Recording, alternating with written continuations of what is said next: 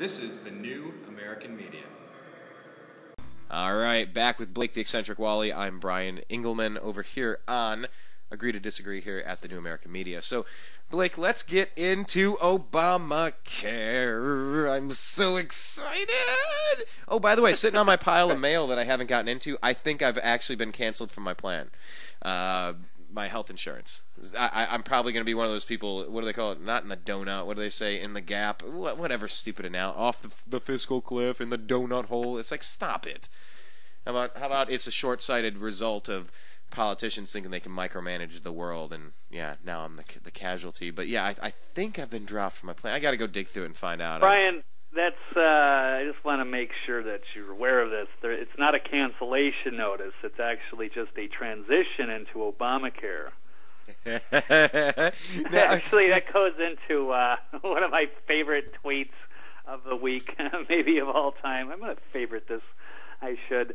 Representative Steve Stockman, who was on Twitter, and he said, if Obama had run the Titanic, he would say, we're not canceling your boat trip. We're transitioning you to the bottom of the ocean. So it sounds exactly like what they're saying, yes. And you get the Democrat, I forget who this guy, top Democrat says, those aren't cancellation notices, they're transitions into Obamacare. Was the Sander Levin of Michigan. Yes, it's fun watching the spin machine and all of these Democratic strategists trying to defend it, and without actually admitting that the president just flat out lied about several things. But of course, the one we're just talking about, not even getting into the you can keep your insurance, but apparently they busted the fact that they were saying, oh, we don't know the numbers. We're not going to know the numbers till at least November 15th. And of course, you had Sibelius grilled on Capitol Hill, and they're saying, how many people have enrolled? And I don't know, but apparently they did know. We all kind of suspected. Well, of course they knew, Blake. Of course they knew.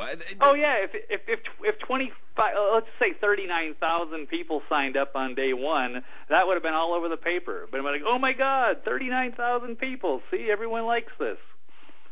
So yeah, you're right. Yeah, we all knew. There's no website that doesn't. That's what websites do. They track information and data. Oh, we don't know.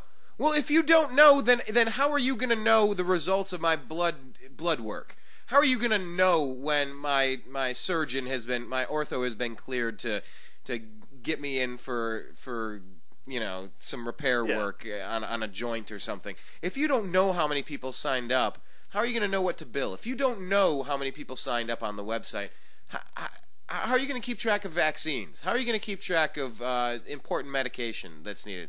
This is just insanity. They're either lying or they're completely incompetent, and it's both, I think. But back to the point, though, because we told those aren't, how did you say it? Those aren't cancellations. Those are simply transitions into Obamacare. Right. But they're trying to say, yeah. No, I'm asking what's the story there? How many people they're saying, because I'm hearing a lot of different numbers as far as how many people have been cut, how many people will lose their health insurance. Because if someone hasn't noticed that, do you have that number? Because there's a few different numbers I've heard. Yeah, I do. This is a Mediaite article that came out today. It's called White House Caught in Outright Lies and the Media Yawns. This is from Noah Rothman. So this is based on that CBS report. So CBS News has caught the White House in an outright lie. It's a lie that administration officials stood by and disseminated through the media. Stated more clearly, the White House used many credulous members of the media to misinform the public. Now, after having been made fools of by their Democratic allies in the executive branch, one might be excused for expecting the press to push back against their abusers forcefully. But instead, the race is on to make excuses for the embattled White House.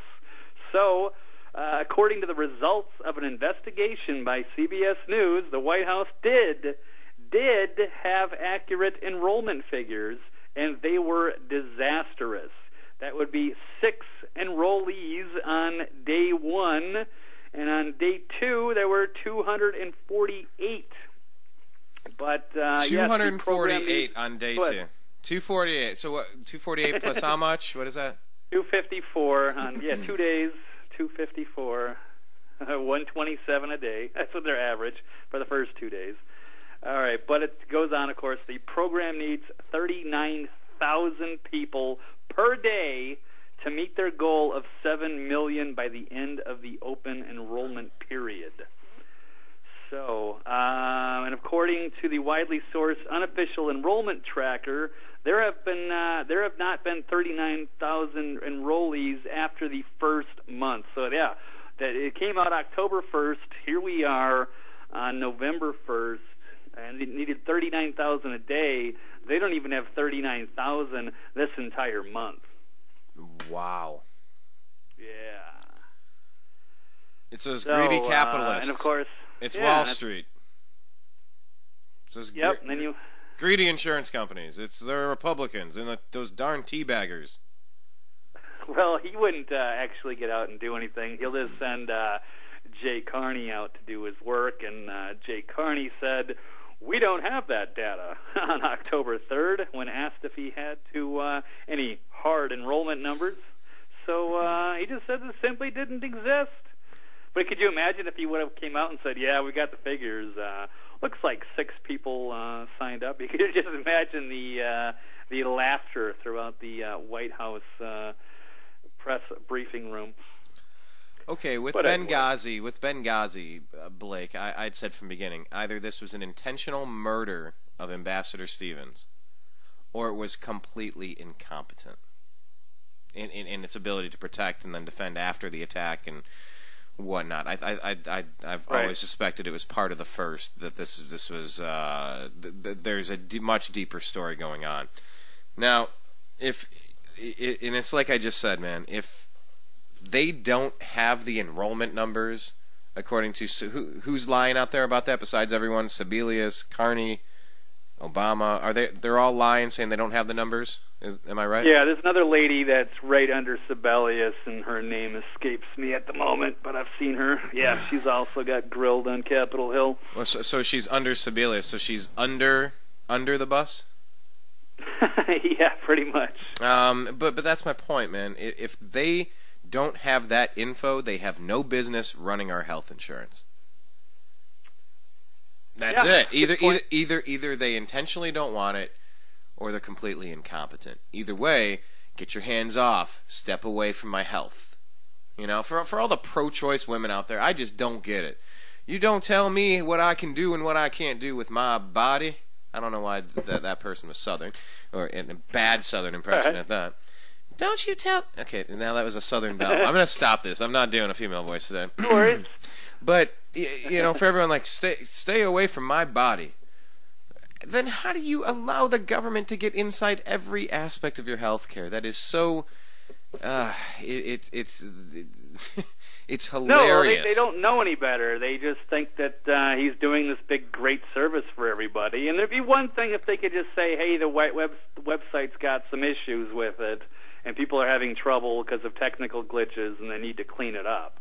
But the other major problem, and I thought one of the funniest story all week here was out of a Weekly Standard here, just a very quick blurb with these, because if people have technical issues, they're not really confident with the website, they can always call a number or they can meet with one of these navigators. And so they interviewed one, and this is a Obamacare navigator hasn't signed up anyone because it's too expensive. So, and she's a quote here, thus far, everybody has taken a look at the rates, and they've walked out the door. So, it's one, you get a bunch of well-meaning people that think they're going to get this affordable care and everything's going to be great, and then they actually get on, and even if they can make it through some of the site, or after multiple times they get through the site, then, of course, they get the big sticker shock at the end when they realize that, oh, my God, not only is this, not only are they getting charged for it, it's extremely expensive. That is so awesome. So people just want to back out. Yeah, it is. It is hilarious. So you gotta make sure now that's all on your timeline, your Twitter timeline. Who was the? Where did that story come from again? The beginning of that. Say that one more time.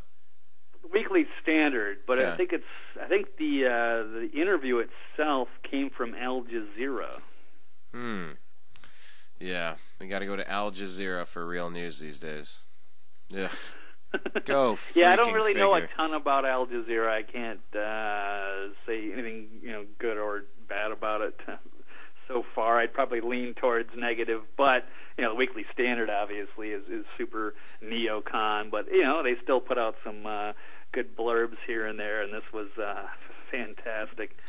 But I mean, all these young people, they want to sign up. I mean, it's insane what the president's out there doing. Going to Boston after the World Series I mean, God knows what he was trying to do out there. But he was trying to make it sound like a lot of people in Massachusetts when they got there, because they're he went there because they're the state that has the Romney/Obamacare. And so I guess his argument was that their website started out slow, and then people gradually started signing up more and more, and then they eventually liked it or whatever. I'm not really sure if that's true or not. But if they can fix the site, I suppose. I mean, a lot of people are saying they might have to. They're probably better off just restarting it from scratch. But if they can't bring those prices down dramatically, then there's no incentive for people to sign up for this stuff, as opposed to just paying the penalty. There's not going to be an incentive. Their incentive is they're going to destroy the private healthcare industry altogether, push for a single-payer socialized medicine system. That's the intent. This has been a Trojan horse for a single-payer system all along. It's not that people are going to choose. In communism, they didn't choose. Their options were limited, so they didn't have a choice. That's how you do things in communism, in socialism, in Marxism. All these wonderful isms. And that's exactly what's happening. All the people... Do you have a story in front of you? The one talking about how many people are getting kicked off of their plans as this is starting to roll out nationwide. I've seen a bunch of reports this week about the numbers of people getting kicked off their plans, because that's what they want you crippled away from your choice, so you come crawling to them and they'll be the savior. They want your employer to knock you down to 29 hours a week, so you're on food stamps and dependent upon them for subsistence. What am I trying to say here? That's what they want, and then they want you working part-time and not having health insurance, so you have to go to Obamacare. I mean, it's really like a Cloward and Piven intentionally destroy the economy so that you can cripple the balance book, the checkbook of the nation, and then you can implement whatever national system you need because it's an emergency. But you got to destroy everything first. And taking over 1/6 of the economy, what was it?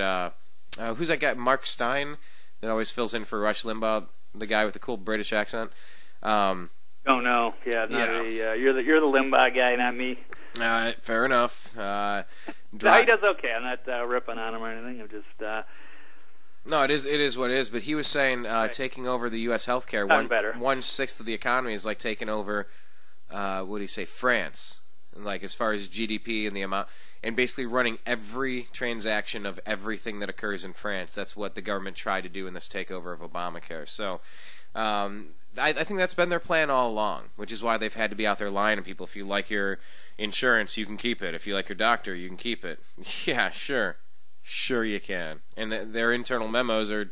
I want to dig into that lie specifically, but first, how many people are getting kicked off their plans, Blake? Well, so far, I've been hearing numbers probably upwards of a couple million, but it's going to be far more than that. I don't know if I really have anything in front of me on those specific numbers. I've heard like 90 million once it's all said and done, and that they've had internal memos or internal documents that have shown that, and they've known about it for years. There was a bombshell NBC article, of course, that kind of led to this Obama getting busted on the if you like your insurance, you can keep it. And he got they knew about it for years that people were going to get kicked off on it, but it's also going to affect small, medium, and large-sized employers as well. So it's going to really do a ton of damage. And you're talking about Cloward and Piven and such, and a lot of people, criticize, Obama for having, these collectivism.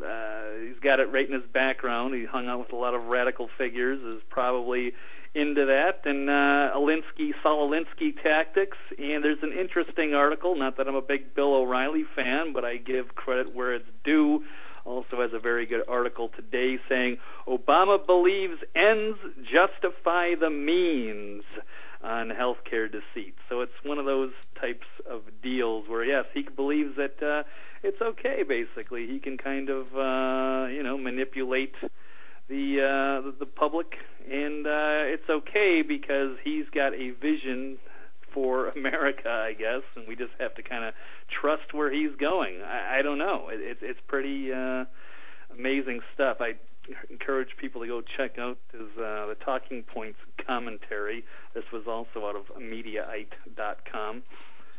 But, a lot of people are losing their insurance. It's nothing but lies. People can't sign up, and even if they can, they get the sticker shock. I don't know where else to go. I mean, I can't find one positive angle on Obamacare where there's anything really positive. Brian, do you know of anything? And I'm not trying to just be 100% against it. If there was something positive to say, I would. But what are people really gaining out of this? I don't really know. I guess one of those I'll stop, Brian. Let me see if you got anything to say on that. What in the world could I possibly say good? Seriously. No, I know. That's why it's so unbelievable that this is actually happening, and we're covering this, and this could possibly be this bad. Well, you know what? In the NBA, the Cleveland Cavaliers owner, Dan Gilbert, has a son, Nick Gilbert, and he's kind of like this lucky charm at the draft, the NBA draft lottery. And they interviewed him, and in one of his quotes, he kind of just, kind of became a little bit of a mascot for the team, if you will, because he became a good luck charm. They got the #1 pick, and his quote was, "What's not to like?"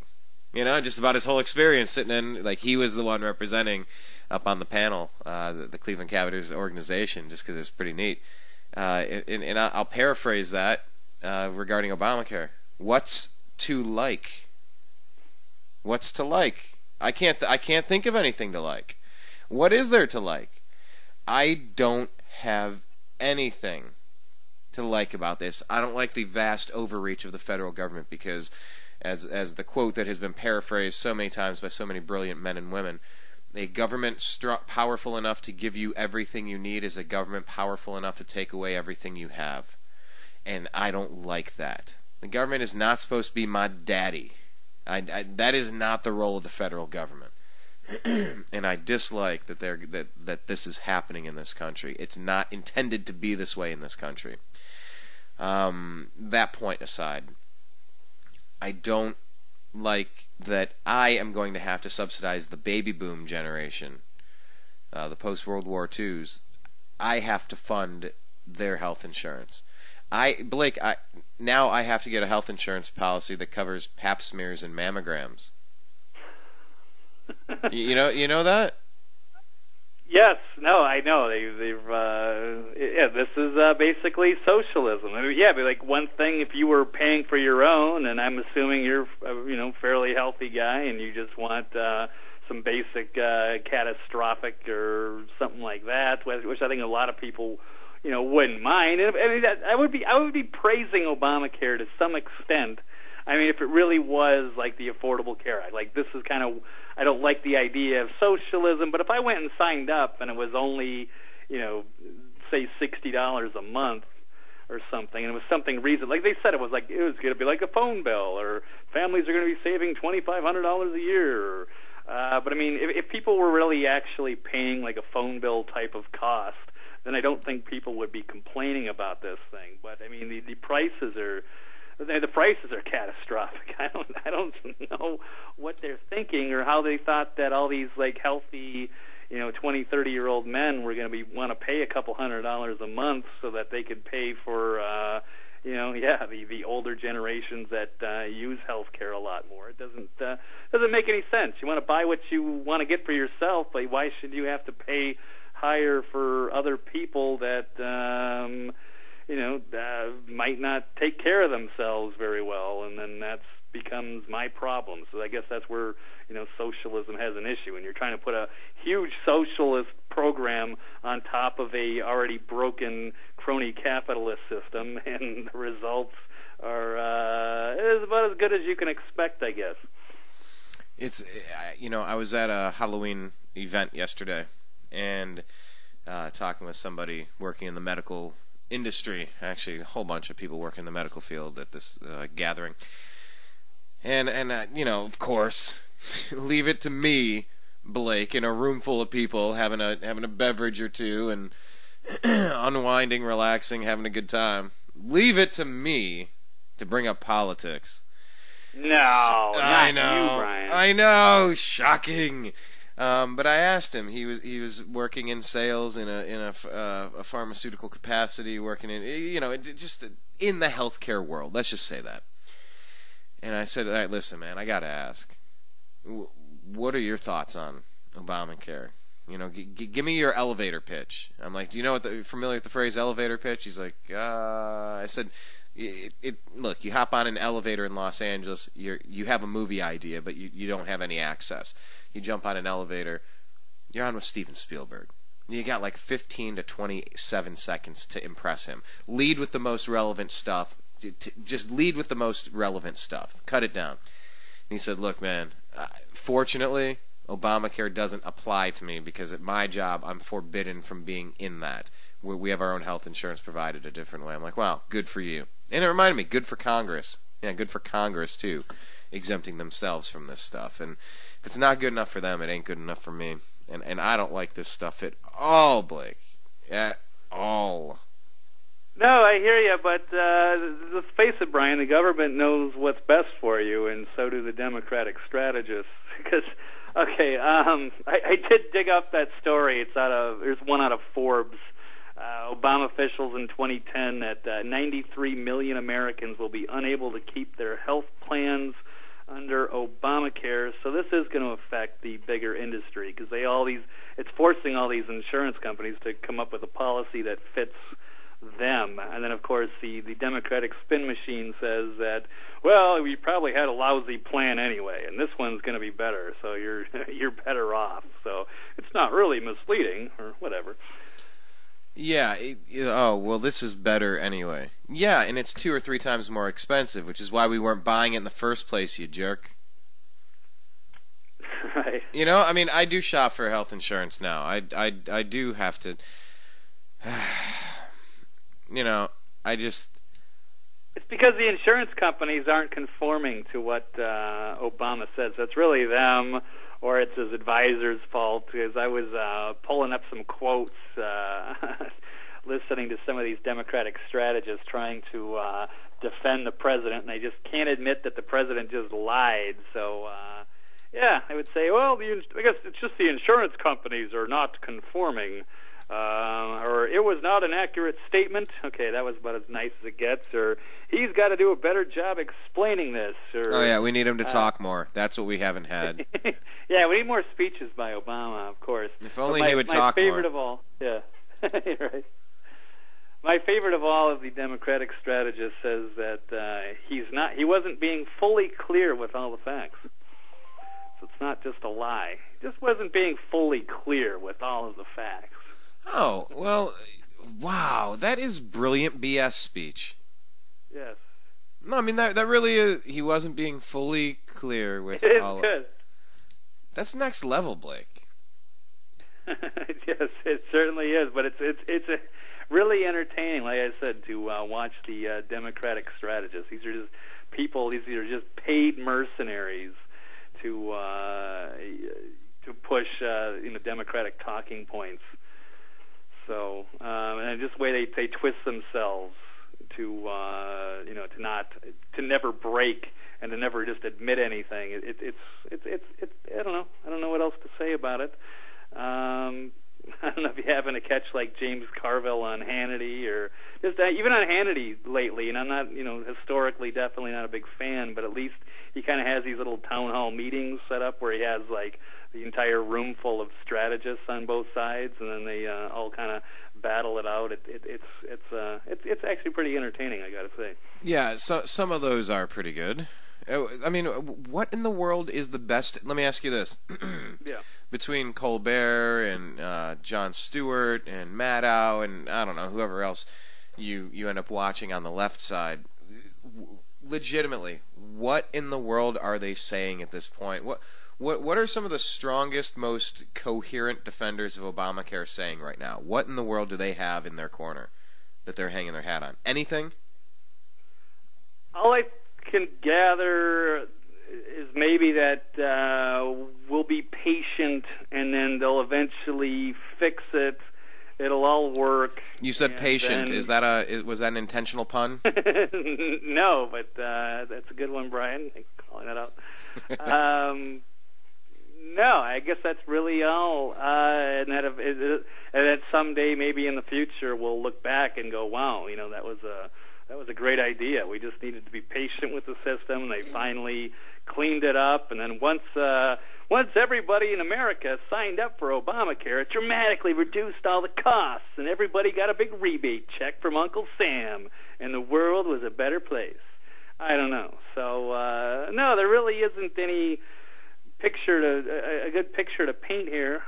Is there anyone that's anticipating that this program is going to actually come in on budget? Seeing how much money did they spend on their website? I've heard different numbers on that too. I have two, and $634 million is one that sticks out. That may be a bit high, but at least $200 million, maybe $400 million. Yeah, well, you know what? Let's just give it. Let's just say $400 million. There you go. And how do you justify? You still can't justify something like that. Yeah, let's just say $400 million, because just like tracking how many people signed up for Obamacare, we don't have that data at this time. We'll get back to you. Stop asking questions to your dear leader. Yeah, I'm gonna have Jay Carney answer the rest of my questions. I'm gonna go out golfing. Play some golf. I'm gonna go take in a Jay-Z concert in Vegas while our ambassador is getting tortured and dragged through the streets of Libya. Yeah, no, that's when he was playing spades with Reggie Love. His body man. Like 15 games of spades. Yes, with his body man. What does body man mean? Have we ever figured this out? I don't want to go there. I don't know. I mean, I could speculate. No. That reference before. That's a better answer than any answer you could have given. I don't want to go there. I don't think that's wise. No, but this whole rollout goes back to some bathhouse Barry jokes from Chicago, and I just don't want to go there. Oh, see, I like how you didn't go there by going there. It's very clever. Very clever how you did that. No, I mean, every angle we look at this, it's just oh, there's so many analogies, and some of them are pretty crass. So I'm gonna censor and edit myself a little bit, but just across the board. By the way, Blake, do you know anyone who signed up for Obamacare? No, they're like unicorns. I don't. We don't know where they are. Wait, isn't that who was inhabiting the Titanic and the Hindenburg when they launched? It was all full of unicorns, just like when the Obamacare website launched, full of unicorns. Yeah, that's where they were. Yeah. Okay, so you don't know. I don't think I've. I'm scanning my brain here, so I'm stammering just a little bit, but I don't think I know anybody on Obamacare. I know there's one person in Iowa, maybe like one person in Delaware. Apparently, when he made his Rose Garden speech, when he had the infamous fainting incident, apparently some of those wacky. People were. Those were the handful of people that actually signed up. I know, because we were going to talk about that, and we ran out of time or something last week or whenever we did that. Well, then let's remind her. Well, because that was another one. When it happens, it's like, I'm only going to give a couple of commentary, a couple of lines of commentary on this. Let me think about this a little bit. Because sometimes you do. You just got to let a story develop, like the LAX shooting. Look, I got to get some more details. here are the facts, the press release kind of style. Here's what happened. Now we got to dig in and see what's what. What was the fainting story? It was a contrived event to try to garner support for President Obama, but he's done this over and over and over again, and it's so vaudeville, it's so Barnum and Bailey circus style, just chintzy street magician garbage that you feel like we're in the 1800s again with political theater, lousy political theater, that like political sock puppet theater. Am I putting this together properly? Well, it's just like some of those religious people. I don't know if it's kind of like the evangelical Christian types where they're, and I don't know exactly what denomination. I don't want to say anything, but some of those they get up and they know up front, like all these people that are have like health issues or what have you, and they already know all the information, and they make it seem like they're healing the sick people and stuff, and it's all a big stage show. Yeah, it's basically looked like what it was. And once you see the videos broken down, there were a couple of great analyses done. There's a great Activist Post article that has both the videos. And I did catch that. Yeah. I did catch that, and I tweeted it out. I retweeted it. You sent it over to us. We tagged it on on our Twitter feed. So I think we sent it out. So follow it on Twitter. Sign up to follow us at American_media_ and Blake at Eccentric99. But the Activist Post story, it really zoomed in and broke down and kind of chopped up this whole thing where it looked like there was communication from multiple people to try to time this, and Obama turns around for no apparent reason. And it's such a stupid attempt to right almost on cue. Yeah. It is Don't worry. very I gotcha. lame. It is very lame. That they would go there. I mean, it's one thing when you're doing that, say, on just some campaign stop running through Nebraska somewhere, but when you actually try it on the main stage in the Rose Garden at a huge key speech in front of millions of people live, that's kind of, but they actually did pull it off really well on the surface. But yeah, it's when you do kind of catch those angles, and once you know that they've rolled this out several times before, and then you really go, oh my God, I can't believe they would actually try to pull that off. But yeah, hey, they certainly did. Let me switch gears real quick, because I think you touched on this, and this is something too. There are some people who were involved in the Benghazi mess who are getting some awards. Did you follow this one? Yes. There was a couple of I'll just say commandos. I don't know if it's not really clear, I guess, if they're Green Berets or whatever, that did come to the rescue during the Benghazi assault. So that was that just came out a couple days ago. And so that was of course also in wake of the big 60 Minutes expose. And actually, coincidentally, there's a bunch of the media, the liberal media spin machine, the Media Matters, and I forget who else, are now trying to debunk that because did you watch the 60 Minutes report, Brian? No, I did not. Okay, well, apparently there was some conflicting information about whether the guy was at the compound or not, so they're freaking out about that, like, oh my God, you got to retract the story, and it's like completely ignoring like all of the other facts. It's like this one soldier that nobody had heard of until that report came out, and then something he said before contradicted whether he was at the compound or not. So now they're acting like it's a big phony scandal all over again. We're supposed to dismiss it all and go after CBS and try to retract their 60 Minutes story. Give me a break, so ain't going to happen. But, but at least there's been developments, and at least there's been a breakthrough with the mainstream media. So we've covered, there's been a bombshell CBS article, bombshell NBC, and then, of course, the Benghazi thing that came out on CBS. So, you got to give credit where it's due, and it's good that, people are... it'd be great to just see what the media is capable of doing when it decides to objectively dig for the truth and get answers to questions. Yeah, it's just like when a teacher in high school would be like, you are really smart. Just imagine if you would apply yourself. Just imagine if you would take the time to really apply yourself. There really is no limit to what you can accomplish. Media, if you would just do your... Excuse me, wow, I almost slipped right there. Well, yes, to be fair, like we've given kudos to Cheryl Atkinson, yes, and she gets targeted. The problem is these especially these major liberal media outlets, they're not allowed to cover. They'll lose their, they can't ask real questions when they're in a White House press briefing room because they'll lose their access. They can't ask hard questions. They won't get published. They get drummed out there. So it's kind of sad, but at the same time, it's sort of imploding their whole system as their narratives fall apart. So absolutely. I don't know if we've reached that tipping point. I certainly hope. Well, Blake, thanks for joining us again. Once again, everybody follow him on Twitter. He's at Eccentric99. Check out his program, The Eccentric Perspective, every Monday, Wednesday, and Thursday from noon to 1:30 p.m. Pacific on Freedomizer Radio. Blake, it's a pleasure having you in the program. You have a great weekend, sir. We'll bring you back again soon. Pleasure as always. You too. Rock on, brother. Stay safe. That is Blake, the Eccentric Walley. Go find him. I am Brian Engelman for the New American Media and Agree to Disagree. Signing out. Peace.